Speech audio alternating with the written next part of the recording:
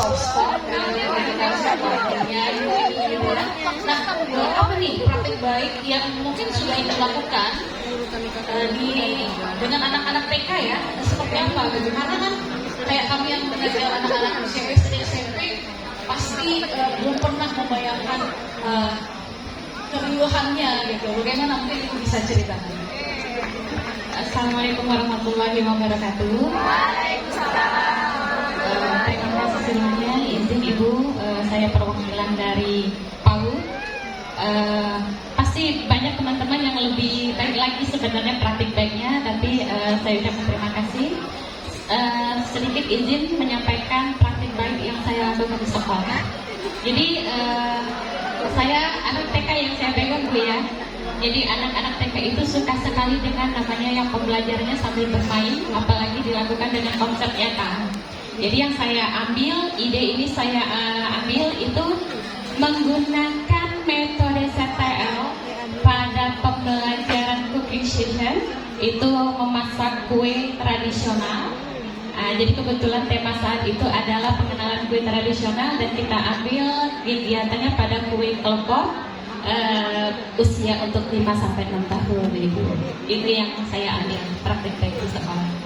Oke, jadi praktik baiknya anak-anak diajak untuk belajar memasak kue klepon gitu ya. Saya udah membayangkan mereka main tepung, kemudian ngulik tepung, bola-bola masukin apa tuh yang Gula merahnya gitu ya. Nah, pasti dalam pelaksanaan praktik baik ini banyak sekali tantangan karena anak-anaknya masih usia 3-5 tahun gitu ya, 4-6 tahun. Nah, bagaimana Ibu menjaga atau apa ya, strategi apa yang Ibu lakukan agar tantangan yang Ibu hadapi itu bisa tersolusikan seperti itu? Iya Ibu. Kalau tantangan, apalagi menggunakan pembelajaran yang dilakukan secara konsep nyata, langsung dikerjakan bersama anak-anak untuk menemukan ilmu yang dia dapat, sangat banyak sekali tantangannya Ibu-Ibu, apalagi usia TK. Itu pusat perhatian anak dan fokus itu sangat kami cari. Bagaimana pusat perhatian dan fokus anak itu bisa kami kuasai. Kemudian untuk praktek, ini kan namanya praktek ya kami ya Bu ya, conversation, praktek conversation ataupun sign, itu sangat berpengaruh dengan keamanannya juga Ibu. Tantangan kami sebagai guru, jadi untuk kalau melakukan conversation ataupun keamanan itu nggak bisa dilakukan oleh satu orang guru. Karena yang anak kita pegang setidaknya itu 15 anak atau lebih dari itu. Yang selanjutnya adalah itu media atau bahan. Nah, jadi kalau untuk media dan bahan, kami selalu berkolaborasi kerjasama dengan orang tua, bahwa tema apa yang akan kami laksanakan itu selalu kita berkontribusi dengan orang tua lewat grup, bahwa apa yang akan kita lakukan agar bisa mendapat dukungan dari orang tua. Jadi ada kerjasama dengan orang tua. Jadi semua media itu tidak kami yang menyiapin guru. Jadi ada orang tua dengan senang hatinya, Ibu Guru bolehkah kami yang membawa ini? Dengan senang hati itu kami terima Ibu. Itu strateginya. Kalau untuk keamanan tadi Ibu Gurunya, kalau untuk pusat perhatian tetap pada SOP dalam pelaksanaan kegiatan harus terus diingatkan kepada anak-anak. Itu Ibu. Oke, ada satu kata kunci yang saya tangkap, memegang perhatian dari anak-anak didik ya. Mungkin bisa Ibu sampaikan tipsnya kepada kami, karena kami juga terkendala nih dengan perhatian anak-anak yang sering pecah dalam pembelajaran. Bagaimana cara Ibu memegang perhatiannya supaya fokusnya itu tetap ke pembelajaran dan ke gurunya? Bagaimana Ibu caranya? Bisa diceritakan?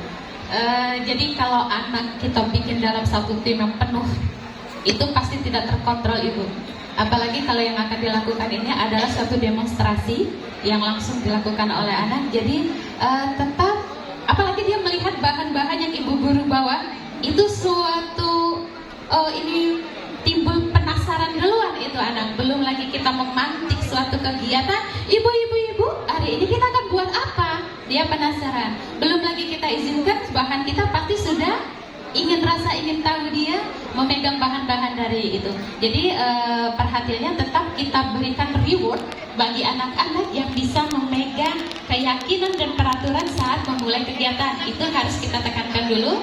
Kita akan memberikan reward kepada teman-teman apabila pembelajaran ini bisa dipegang dengan peraturan yang kita buat dalam pembelajaran. Kemudian dibagilah beberapa tim, jadi tidak berbaur semua kita bagi tim agar pembagian tugas bisa dilaksanakan oleh anak-anak dan dipantau oleh guru. Oke, jadi ibu mengadakan kayak semacam kontrak belajar dulu ya sebelum pembelajaran dan kesepakatan ya.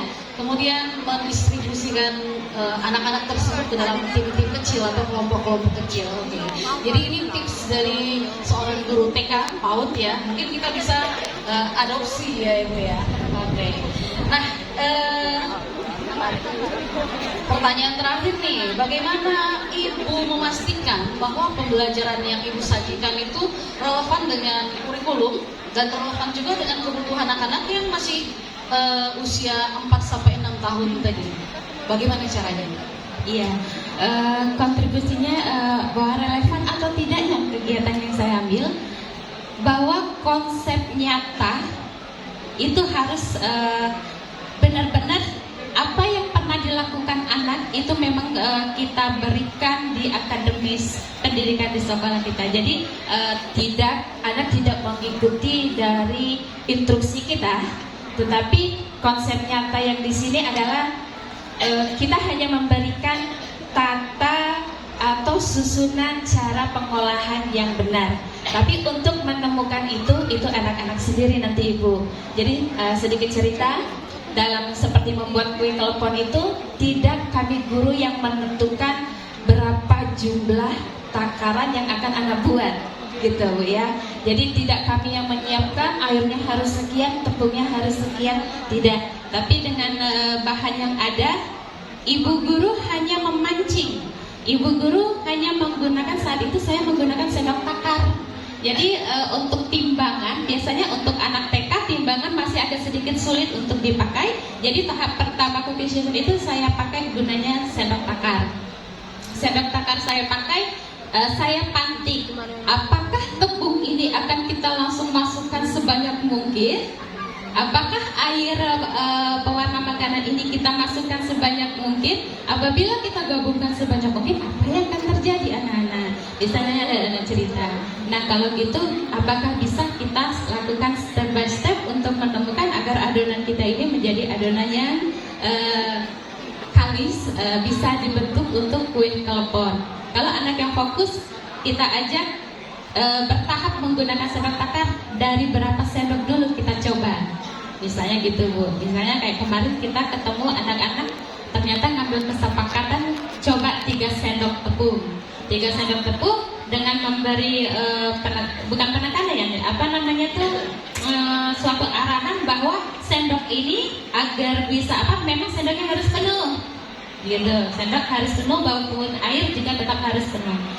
Ketika anak memasukkan 3 sendok, ibu guru balik lagi bertanya, airnya akan dimasukkan berapa banyak? Jadi tentu ada anak yang tidak fokus, ada anak yang fokus. Pelan-pelan anak yang fokus dia akan mencoba 1 sendok air dulu, campur tidak ketemu, tambah lagi, campur tidak ketemu.